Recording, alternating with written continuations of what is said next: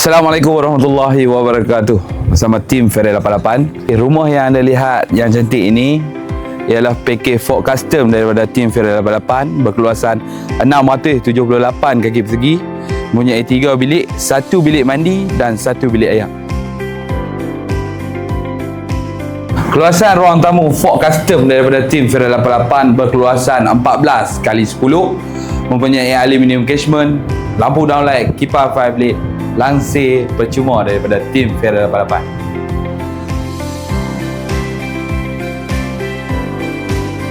Untuk keluasan master bedroom Ford Custom ini berkeluasan 10x10, lengkap aluminium casement, kipas 5 LED, lampu downlight dan promosi langsir.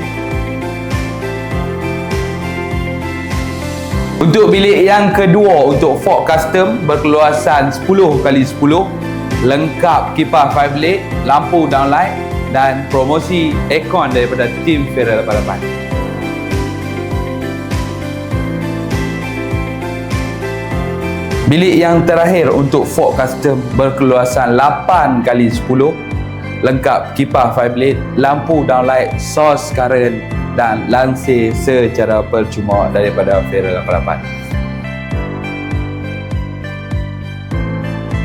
Bilik mandi berkeluasan 5x6, fully mosaic daripada lantai hingga ke ceiling, exhaust fan, fully accessory, pintu before.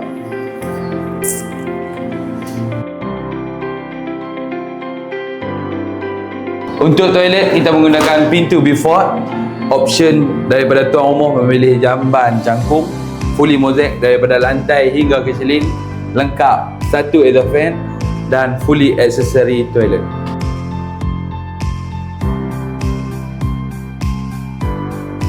Untuk keluasan kitchen Ford Custom daripada tim Ferrari, berkeluasan 14x10, mempunyai 11 kaki run tabletop dan mempunyai 2 unit toilet.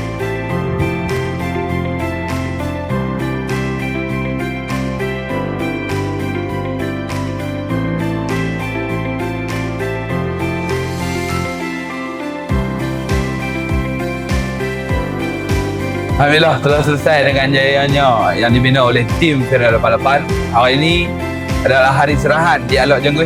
Jadi orang-orang Alok Jenggui yang mana yang berminat untuk membina dengan tim Ferrari 88 boleh follow TikTok Ferrari 88 dan Facebook Ferrari 88.